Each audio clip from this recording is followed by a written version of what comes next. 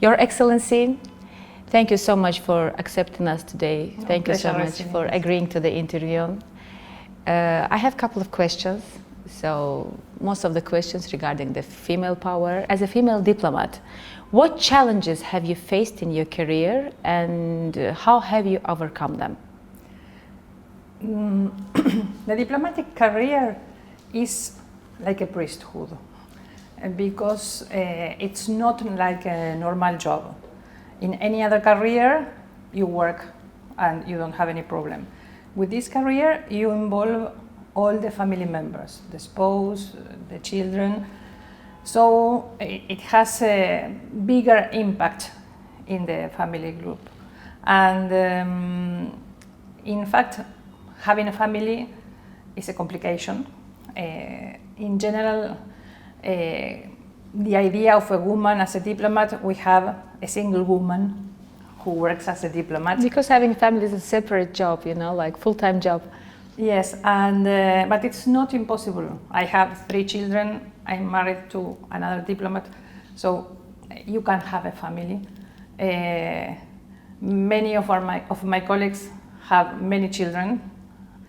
One of them has 6, so that's a lot. I wouldn't dare with more than 3. But it's a challenge to have a family because besides the stressors a normal family has, you have the stressors of the adaptation to a new place, making new friends, changing school. Maybe the spouse can't work in the country you go to. So it's more stressful than any other career for the family group. And besides that, it is traditionally a male environment. But actually in Argentina, we have 50-50% of male and women entering the career. Nevertheless, in the high rank positions, there are very few women. And in fact, as I have the numbers, only 22% of the women reach the category of ambassador, 22% of women first minister, 35% for second ministers. So when you go scaling, it is becoming more complicated. And with the post abroad, it's even worse. And for instance, we have this report from Fogene. It's an observatory of gender in our ministry. And during the past 40 years of democracy in our country, of a number of 584 ambassadors, only 66 were women who were in charge of embassy. That's the most difficult, to be in charge of an embassy. And nowadays, we have, at this moment, only 17% of women are in charge of embassies and only 31% are in charge of consulates. So when you go scaling, the numbers become more difficult. And in my case, as I'm married to a colleague, it's more difficult because for 2 civil servants, finding 2 posts in the same country is more difficult than if you are only 1 civil servant, no? So it's complicated. And I think that the most important thing for women is first to be aware of the challenge so that you can make a plan. Then you have to be very careful organizing your life. In my case, it was the most important thing was to live near the ministry and have the school of the children also near. So you can attend all fronts without depending on traffic or many catastrophic things that could happen. And third is to never give up. So keep going, no matter. So this is the most important one, because if you never give up, so you can make a good plan for your life. You can take the challenges. My father used to tell me when I had to do something, and I said, "Oh, I don't know if I can do it or not." Or, the no, you have the no. Go and get the yes. So I always tell here, the no, we have it. Let's do it. We'll solve it. And I think that that is the most important one. Your Excellency, how do you perceive the role of education in fostering gender equality and empowering women? I think it's very important, because sometimes you are not aware. And when you are not aware, you can't solve the problems. Argentina is very focused on this idea of getting to the gender equality, and is part of all the international conventions, especially CEDAW and the Convention of Belém do Pará. That's our main conventions, and we solved the problem of the gender gap in the political area, because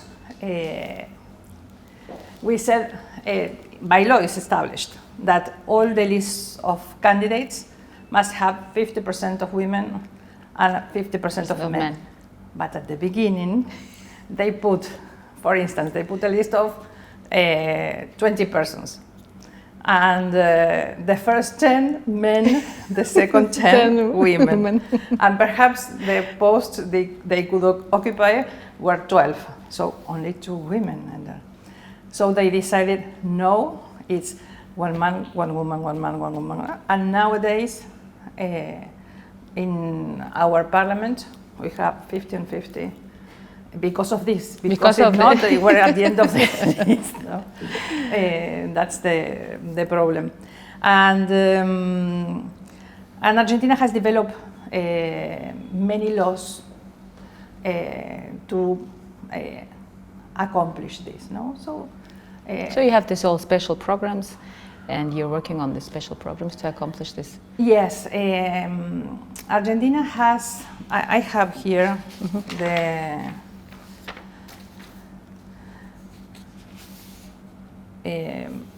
Since 2017, there is it's by law, all the civil servants of all the branches of the government have to do a course on gender equality. So nobody is excluded. Yes, so it's required by law. Yes, yes. Yeah, it's required. All the civil servants, no one can avoid that. And that helped a lot. So, in what ways can international cooperation between countries like Argentina and Azerbaijan contribute to advancing women's rights and empowering, particularly maybe in the politics or in business, in this field? The first thing is to be, as I mentioned before, aware of the problems, no? In Spanish we say, donde te aprieta el zapato, where the shoe makes you pain. So I think that a good point of cooperation would be the contact between parliamentary groups, because as we have such a wide range of laws through that work on this subject, it's very important to exchange experiences. For instance, as I mentioned before, you may say, let's put 50 and 50%, but if I put the women at the end, it's not equality. So when you exchange experiences is much better. And one of the laws we have that is like the mother of the rest of the programs is the law 26485, and it establishes all these programs. And we have this second plan of action against gender violence 2022-2024. Well, this plan is amazing. This plan is really good because it's very important to empower women economically. Mm-hmm. Economical independence, I think it's a key element. And when you talk with other women, everyone is very aware of that. You know? We need to have our way of earning our money so that we don't depend on the other one. And one of these programs is Argentine United Against Gender Violence. This one is a campaign that invites people to reflect on these differences. Mm-hmm. Another one is the program, Accompany program. This program is very important because it gives support in these multi-technical groups, psychological, law, the different aspects that the people needs, and it's spread throughout the country. The other one, we have Access to Rights. It's a program that reinforces the lawyers that mm-hmm. attend all these cases to help women. Another one is the program for the support and strengthening of the networks of homes, shelters, comprehensive protection devices. This is specifically for cases of physical violence. You need to get the woman to a shelter or a space where she's safe. And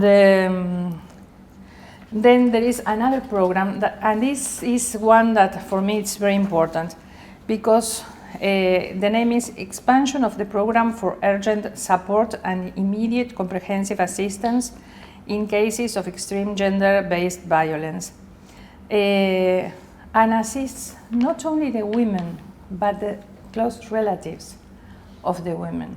Because sometimes, for instance, a man kills a woman and the children are left alone. And they need support, of course. Of course. Yeah. And so this program is to help all the family members who are affected by this act of violence. No? And we also, this one is not finished, they are working on it. And it's important because it's a course for training the diplomats in helping your nationals in a situation of violence in the consulates. So how to make the interview to the person. Mm-hmm. It's a training for the diplomats. No? It's not finished yet, it will come soon. But it's one of these programs. So the last one would be the message to the girls. So what would you say to a little girl? What would be your message? I will tell them what my father told me. You already have the no, go and get the yes. Thank you so much for your time. Thank you so much for accepting us. Thank you so much for being so sincere. In our language we say Allah rahmet eylesin to your father, and thank you so much for sharing your personal story with us. So you're doing bigger than being just a female diplomat. No, I'm a mom. Yes, you're a mom. The most important job. And they are my children. And this is very important to send a message to the girls because from you, because they should feel it. They should know that somewhere in the other side of the world there is a diplomat lady that received a very strong message from her father, and she did it, and she keeps doing it, and she will do it. I wish you strong health. I wish you success to you and to your family. I will remember this interview, and I feel your energy like a woman, like a diplomat, like a mother. This is very important. Thank you so much. No, thank you. You're making me cry. Thank you. I Sorry. appreciate it. Thank you. Thank you very much.